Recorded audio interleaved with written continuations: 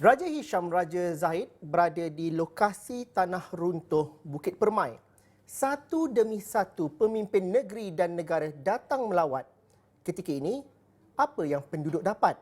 Bukan mahu menuding jari dan ini juga bukan masanya, tapi apa jaminan supaya kejadian sama tidak lagi berulang di kawasan itu? Dan setakat ini, adakah kawasan itu tidak lagi selamat untuk diduduki? Raja Hisham mungkin dapat memberikan perkembangannya pada ketika ini.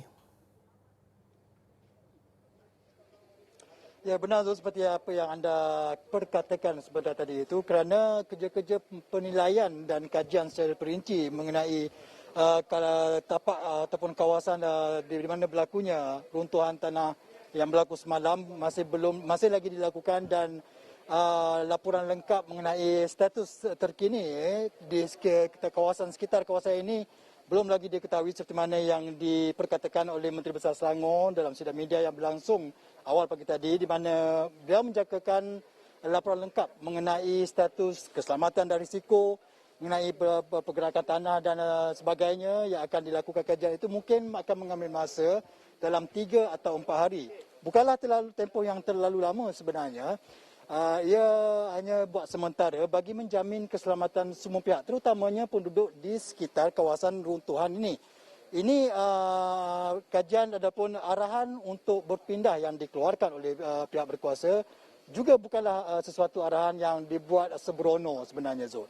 Kerana ia telah mempertimbangkan pelbagai aspek dan yang paling utama adalah keselamatan penduduk sekitar, terutamanya yang berhampiran kawasan runtuhan di belakang saya ini, dan di mana saya berdiri ketika ini adalah antara tepian kediaman yang paling hampir dengan kawasan runtuhan, di mana tentulah ia dianggap ketika ini sangat berisiko. Namun Zul, sebahagian penduduk di sini diperakui akur dengan arahan untuk berpindah ketika mereka memikirkan keselamatan dan risiko yang perlu didepani mereka.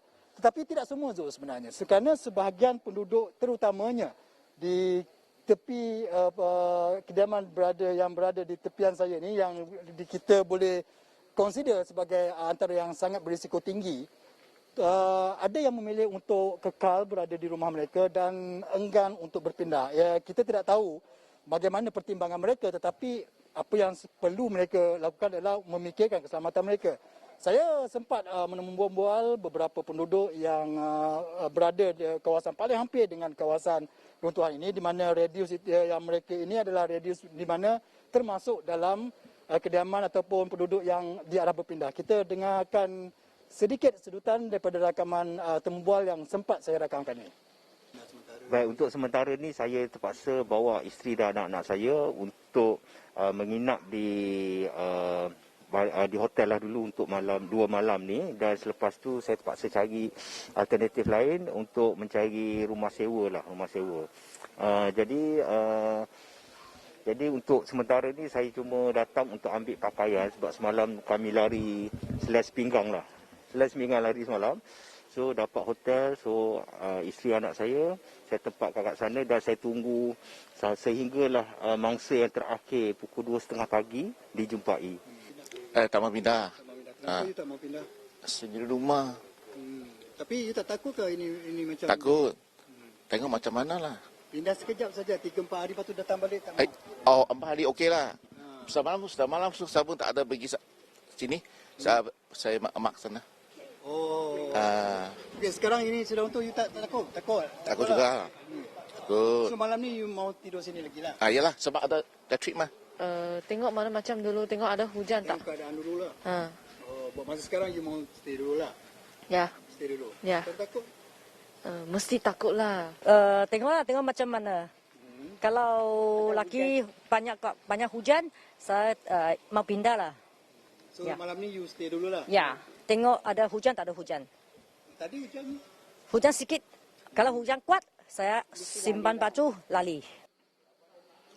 Baik Zul, jika anda amati 3 daripada 4 individu ataupun penduduk yang kita temui itu tadi lebih mengambil sikap untuk tunggu dan lihat apakah yang akan berlaku, di mana ia adalah sangat merisikokan diri sebenarnya. Dan kita mengharapkan pemahaman terhadap risiko keselamatan akan setiap arahan yang dikeluarkan oleh pihak berkuasa itu dipahami dengan baik oleh mereka, kerana ia bukanlah untuk siapa tapi untuk mereka juga sebenarnya. Dan kita mengharapkan agar mereka lebih mengutamakan keselamatan diri berbanding, kita memahami Zul, sebahagian daripada mereka ni sayang tinggal rumah, sayang barang-barang yang ada di rumah, takut jikalau pencuri masuk. Itu adalah sebahagian mungkin alasan mereka. Tapi dalam keadaan seketika ini, runtuhan ini pun tidak mampu mereka jangka, apatah lagi sekiranya andanya risiko-risiko yang mendatang yang mungkin mereka sama sekali tidak jangka. Itu lebih penting, nyawa lebih penting daripada apa yang mereka risaukan itu. Dan kita mengharapkan, dan bukan lama tu, 3-4 hari adalah satu tempoh yang kita rasa boleh dipertimbangkan dan bukanlah terlampau menyusahkan mereka.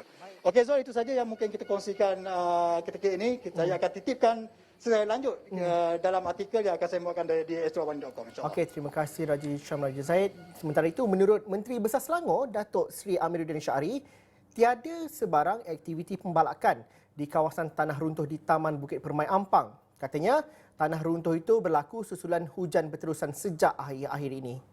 Daripada tinjauan kita tidak ada sebarang aktiviti sebenarnya yang berlaku di kawasan tanah yang runtuh. Ia merupakan zoning kawasan lapang, tidak ada sebarang tidak ada sebarang aktiviti seperti pembalakan ke pengosongan tanah, aktiviti tanah tak ada. Dan mungkin ia disebabkan oleh keadaan hujan yang berterusan selama beberapa hari dan menyebabkan struktur tanah itu menjadi terurai dan menjadi lebih fragile ataupun lebih longgar.